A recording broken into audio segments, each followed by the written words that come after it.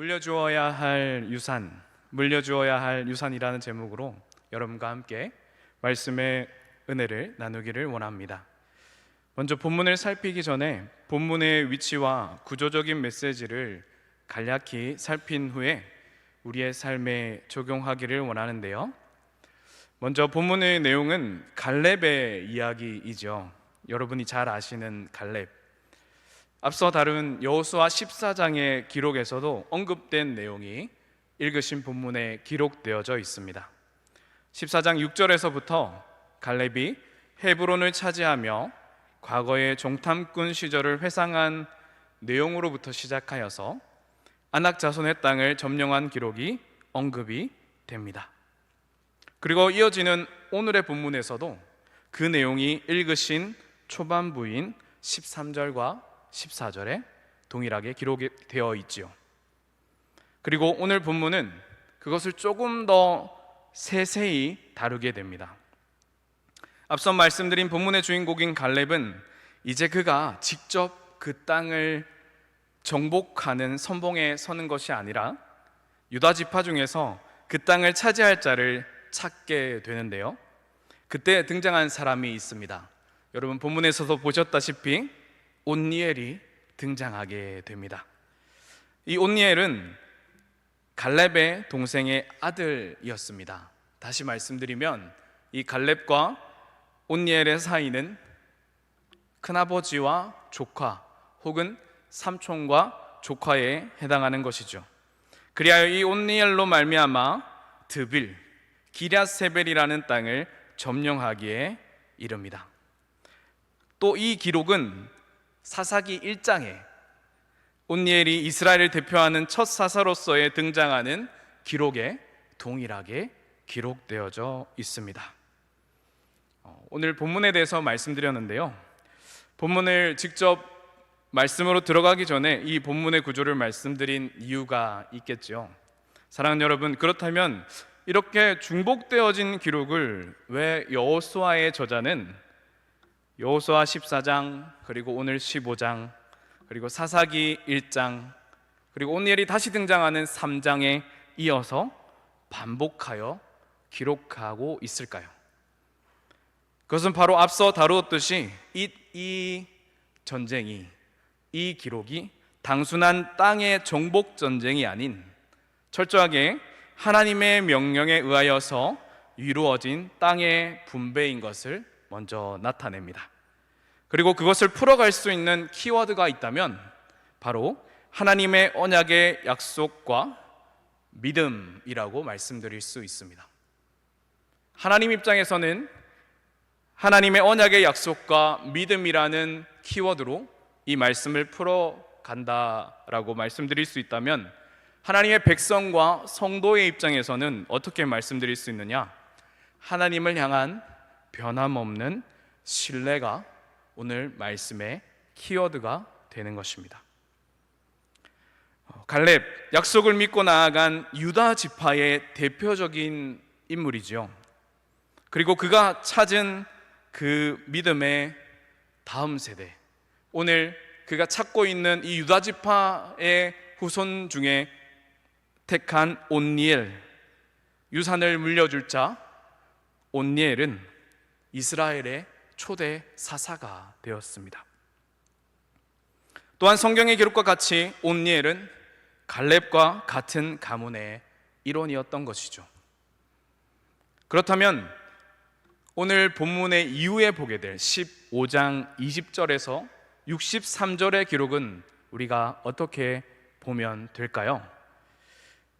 이후에 기록될 유다 지파가 차지할 성읍의 기록을 미뤄볼 때 이 성읍들은 하나님의 약속을 믿고 나아갔던 자들의 유산으로 보면 될 것입니다. 하나님의 약속과 하나님을 향한 영원한 신뢰를 바탕으로 한 자들이 하나님의 약속으로 나아가서 그 다음 세대가 믿음으로 차지했던 성읍들의 땅의 이름이라 우리는 볼 수 있을 것입니다. 이것이 무엇을 말하는 것입니까? 변함없는 하나님의 약속이 이 갈렙을 통하여 그리고 그가 찾은 온니엘이라는 사람을 통하여 그리고 그 후손들에게 이루어질 유산과 차지할 성읍을 통하여 이루어지고 있음을 보게 되는 것이죠. 그런데 갈렙에서 끝이 나는 것이 아니라 어떻게 이어집니까? 온니엘과 그 후손들로 믿음의 유산들이 차지되어지고 그 땅을 누리는 것으로 표현되고 있는 것이죠. 왜 이런 말씀을 드리는지 조금 이해가 가시나요? 바로 물려주어야 할 유산이 무엇인지 우리가 알아보기 위함인데요. 이제 본문으로 들어가 과연 그렇다면 본문의 제목과 같이 물려주어야 할 유산, 과연 그것이 무엇일까를 말씀 가운데 여러분과 함께 고민해 보기를 원합니다. 첫째로 우리가 우리의 믿음의 후손들에게 물려주어야 할 유산이 있다면 바로 그것은 하나님의 약속에 근거한 삶과 삶의 고백인 것입니다. 다시 말씀드립니다. 우리가 우리의 믿음의 후손들에게 물려줘야 할 유산이 있다면 그것은 바로 하나님의 약속에 근거한 삶과 그 삶의 고백이 유산이 되어야 할 것입니다. 13절은 기록합니다. 13절 함께 읽어보시겠습니다. 시작. 여호와께서 여호수아에게 명령하신 대로 여호수아가 기럇 아르바 곧 헤브론을 유다 자손 중에서 분깃으로 여분네의 아들 갈렙에게 주었으니. 아멘. 본문의 13절은 철저하게 하나님의 약속과 언약에 근거하였다라고 기록하고 있습니다. 여호와께서 여호수아에게 명령하신 대로 여호수아가 갈렙에게 땅을 분배해 주었다는 것이죠. 사랑하는 여러분, 갈렙이 차지한 땅은, 그리하여 유다 지파가 분배받은 땅은 원래 가나안 족속이 거주하던 땅이었습니다. 12명의 정탐꾼들이 보았던 난공불락의 여리고성과 거인들의 땅이었죠. 그에 비해 이스라엘 백성들은 너무나 작은 40년 동안 광야 생활을 했던 거류민에 불과했습니다. 그러나 이 갈렙이 여기서 기록되어진 목적이 바로 무엇이냐? 지난 시간 우리는 오준성 목사님을 통해 이 유다 지파가 의미하는, 이스라엘 이 나라에서 유다 지파가 의미하는 그 의미를 살펴보았는데요. 이 유다 지파가 가장 먼저 기록된 것은 어떤 의미를 가지고 있느냐? 대표하는 지파로, 장자 지파로 세워졌다는 것이죠. 그렇다면 이 기록이 무엇입니까? 온 이스라엘 지파가 이렇게 믿음의 성읍을 차지하고 나아가야 한다는 표본을 보여주는 것입니다. 그때에 이 말 같지도 않은 상황 가운데 갈렙이 어떠한 믿음의 고백으로 나아갔습니까? 정성원 목사님을 통해서 말씀을 살폈었는데 하나님의 약속에 근거하여 나아갔던 것이죠. 그가 붙들었던 약속은 무엇입니까? 바로 하나님께서 아브라함에게 약속하셨던 약속의 땅에 대한 소유권이었습니다. 그 땅의 현재 주인은 가나안 7족속이었으나 거대한 문화를 이루고 철병기를 가진 자들이었지만, 그러나 갈렙은 그것을 눈으로 보지 않고 믿음의 고백과 함께 하나님의 언약을 붙들었던 자임을 우리에게 다시 소개하고 있는 것입니다. 갈렙은 하늘의 하나님, 세상의 온 우주 만물의 주인 되신 하나님의 약속을 믿고 그 명령을 따라 그 땅의 소유권을 주장하면서 나아갔던 자들이었습니다. 사랑하는 여러분, 이것이 여러분에게 어떻게 들려지시나요? 그저 갈렙, 용기가 있었던 자이지, 그런데 너무 무모하지 않을까? 너무나 이 세상이 거대한데 말이야 라고 혹시 생각하시지는 않나요? 여러분, 만약 이것이 무모한 이야기시라면 이 갈렙을 보지 마시고 여러분의 인생을 한번 보시기 바랍니다. 여러분의 인생 가운데 하나님께서 어떻게 그 언약을 성취해 가시고 섭리를 이루어 가시고 은혜를 뿌려 놓으셨는지를 말이죠. 갈렙이 우리와 다른 자들이 아님을 말씀은 우리에게 기록하고 있는 것입니다. 그 어느 누구도 하나님의 약속과 섭리가 없다면, 은혜가 없다면 그 가운데 누구도 온전히 설 수 있는 자가 없을 것이라는 것입니다. 동일하게 갈렙도 그러했습니다. 그러나 천지만물을 주관하시는 하나님의 약속을 붙들고 갈렙은 정탐과 정복 전쟁을 이어 나갔던 것이죠. 무엇을 위하여 말입니까? 이 다음 온니엘과 같은 다음 세대를 찾기 위하여, 자신이 살았던 그 생애를 그들의 다음의 후손에게 물려주기 위함인 것입니다. 고난의 순간이 없었겠습니까? 힘들고 고단했을 것입니다. 아무것도 보이지 않는 광야, 그러나 저 가나안 땅은 너무나 젖과 꿀이 흐르는 땅이었는데 여러분, 너무나 비교가 되지 않았겠습니까? 그러나 그럼에도 불구하고 그가 견고한 뿌리를 두었던 삶은 눈에 보이는 화려함과 또한 풍족함이 아니라 항상 우리에게 변함없으신 하나님의 약속을 붙잡았다는 것을 오늘 갈렙은 우리에게 말하고 있는 것입니다. 그리하여 그의 생애를 돌아보며 여호수아 14장을 통하여 고백하고 있는 것입니다. 여호수아 14장 12절입니다. 함께 읽겠습니다. 그날에 여호와께서 말씀하신 이 산지를 지금 내게 주소서.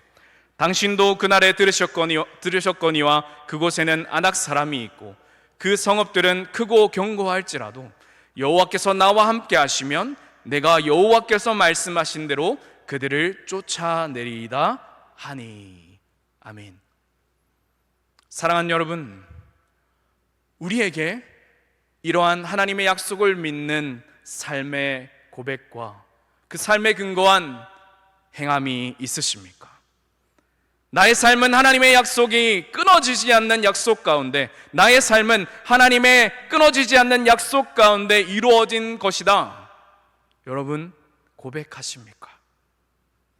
그렇다면 이 성경의 기록과 같이 우리가 그 삶의 고백을, 이 고백과 믿음의 삶을 유산으로 물려주어야 하는 은혜가 있어야 하는 것입니다.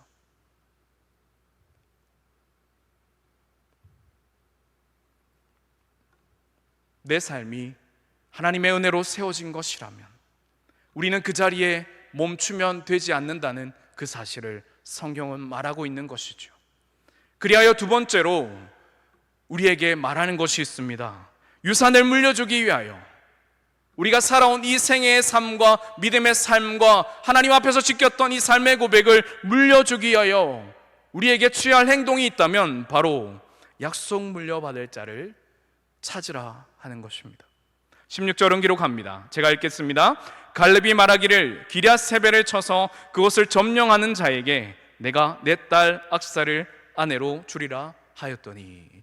아멘. 그의 나이 85세.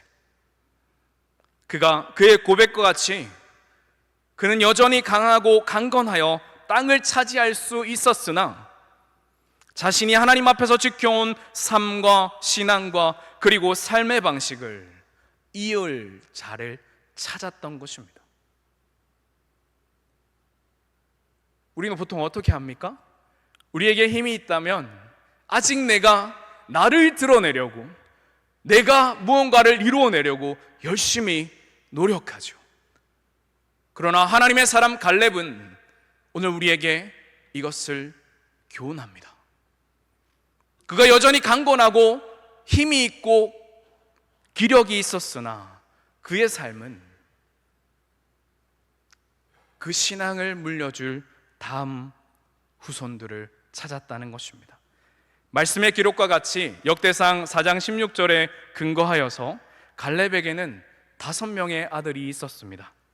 그럼에도 불구하고 그가 딸을 줄 것을 지파 앞에서 선포한 이유는 무엇일까요? 바로 그것은 그가 지켜온 하나님 앞에서의 신앙과 용기를 이어받을 지파의 참된 용사를 찾기 위한 과정이었던 것이죠. 갈렙은 자신의 가족에게만 국한된 것이 아니라 이 삶이 온 지파로 흘러가야 함을 말하고 있는 것입니다. 우리에게 적용한다면 무엇일까요? 우리의 가족이 아니라, 나의 친인척이 아니라 그 경계를 넘는 주께서 우리에게 주신 교회와 우리의 이웃들에게 해당하는 것이겠죠. 그에게 참된 그 신앙을 물려받을 자를 찾아서 그 삶의 고백과 근거를 이어가라 말하는 것입니다. 사랑하는 여러분, 우리에게는 참으로 이러한 가정이 필요합니다.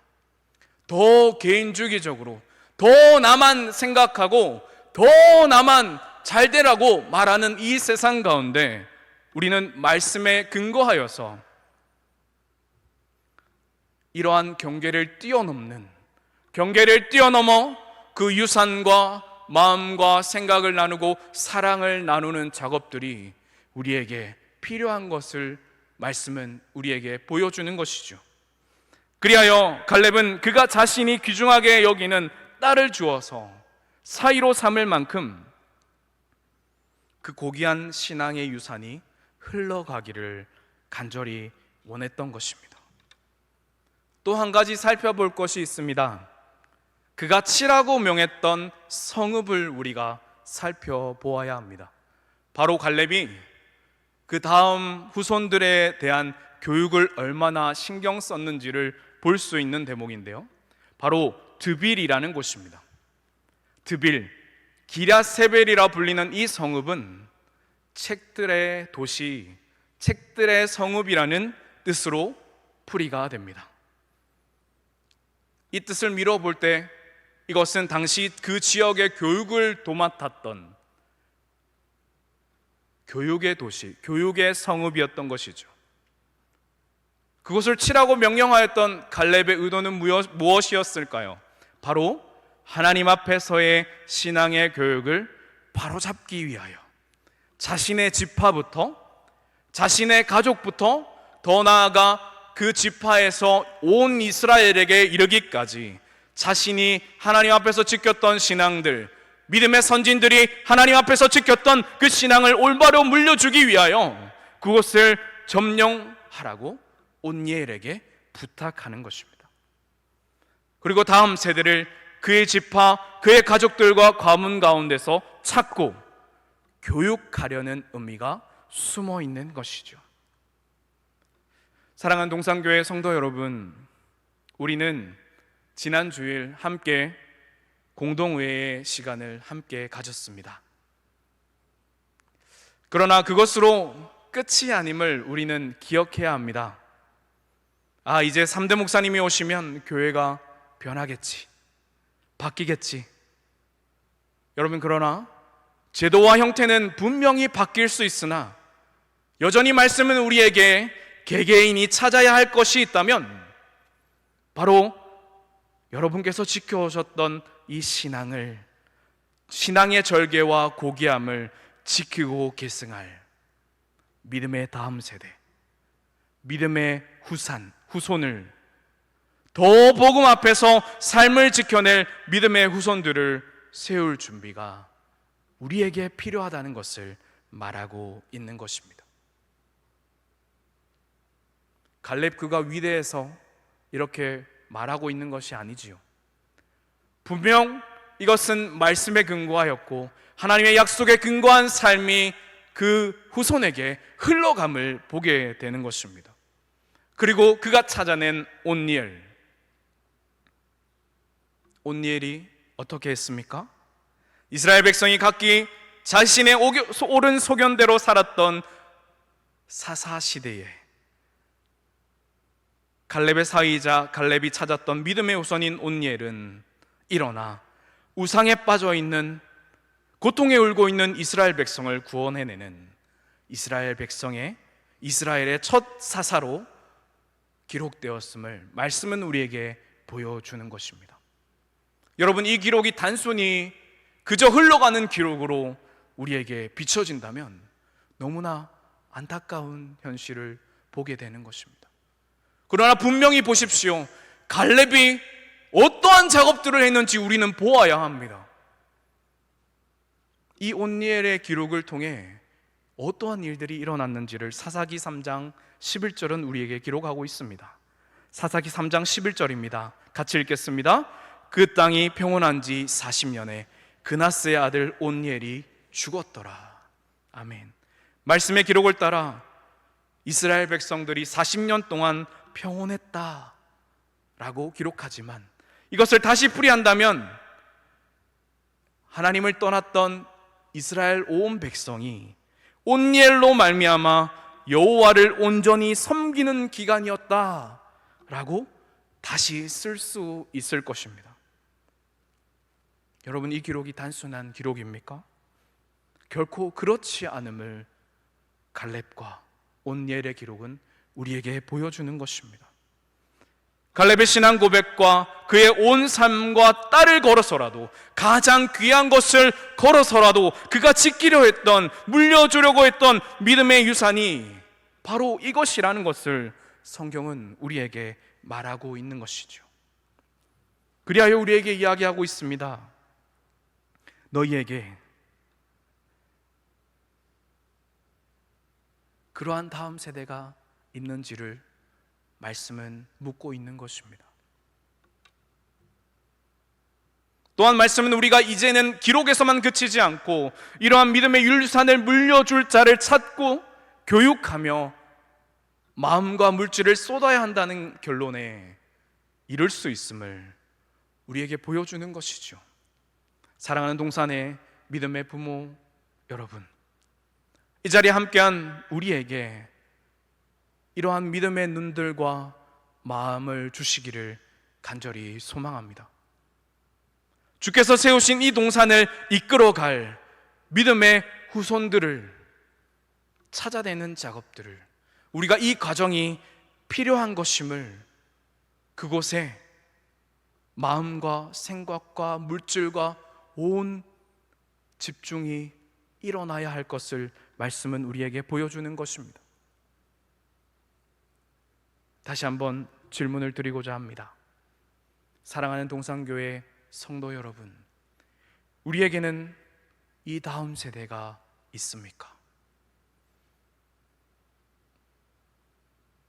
이 변하지 않는 유산을 물려줄 우리의 믿음의 후손들이 있습니까? 말씀은 우리에게 그것이 가족에게만 국한된 것이 아님을 분명히 우리에게 기록하고 있습니다.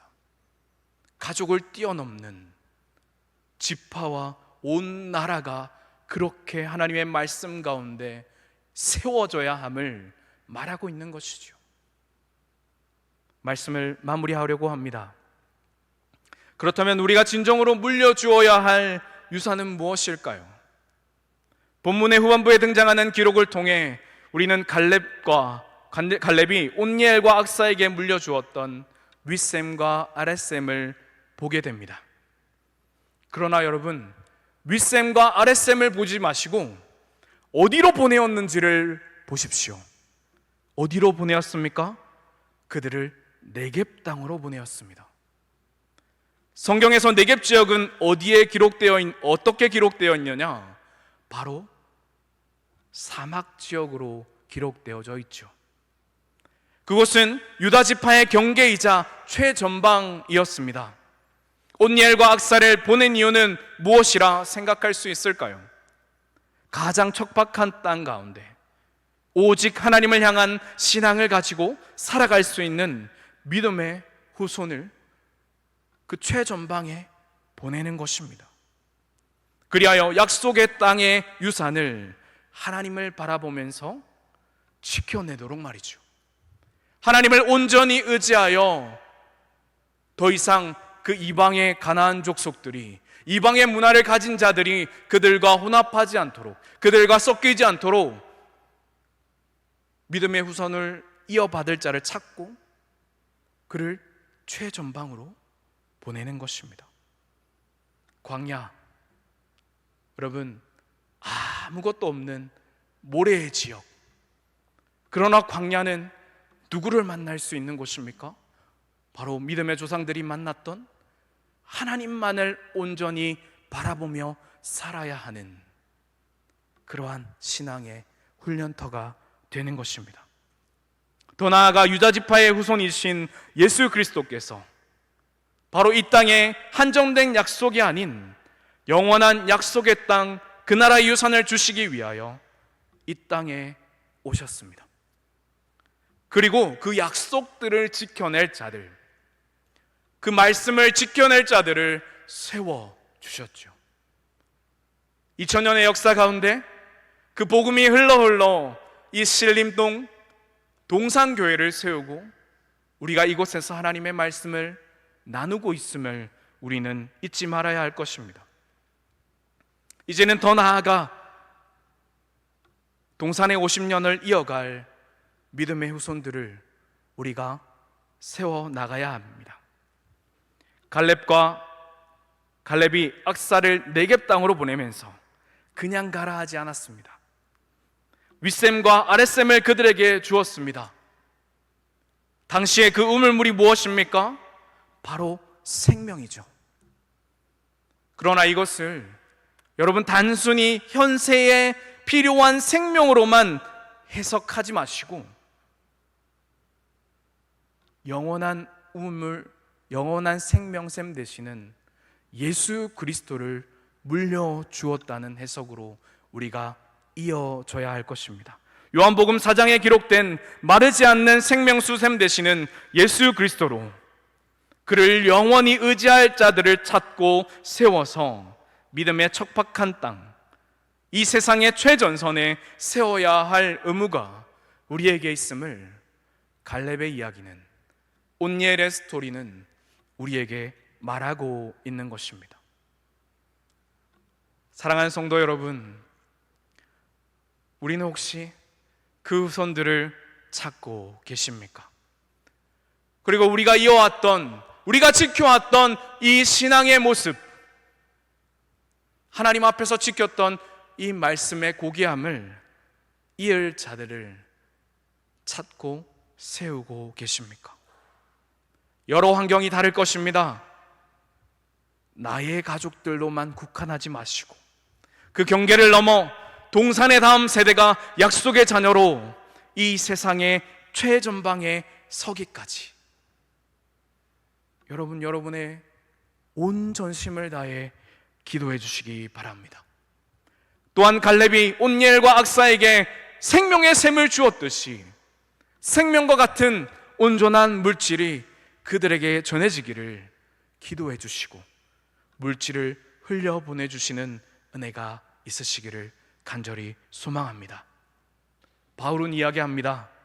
물을 주는 자도 누구인지 모르고 흘려보내는 자도 누구인지 모르며 양육하는 자도 다를지 모르나 하나님 앞에 그 올바른 신앙의 심음은, 그 보이지 않는 심음은 하나님 앞에 정직하고 정결한 자를, 말씀을 지켜낼 자들을 세워갈 것임을 우리에게 말하고 있습니다. 먼저 여기 계신 여러분께서 하나님 앞에서 정결하고 정직한 자들이 되시기를 소망합니다. 그리고 그 믿음의 약속과 유산을 다음 세대에게 전해주시는 은혜가 있으시기를 간절히 소망합니다. 주께서는 베드로의 고백 위에 흔들리지 않는 당신의 교회를 세우셨습니다. 그 고백이 성령께서 베드로에게 알려주신 고백이었기 때문이죠. 베드로 자신 위에 교회를 세운 것이 아닙니다. 베드로의 믿음의 고백 위에, 또한 그 행함 위에 세우신 하나님의 흔들리지 않는 교회인 것입니다. 사랑하는 여러분, 믿음의 고백 위에, 기도 위에 주께서 주신 이 동산을 두려움과 떨림으로 온전히 세워 나가시기를 소망합니다. 그렇게 주의 말씀과 은혜 위에 세워지는 동산교회와 여러분의 가정이 되시기를 예수님 이름으로 간절히 축복합니다. 함께 말씀을 기억하며 기도하기를 원합니다.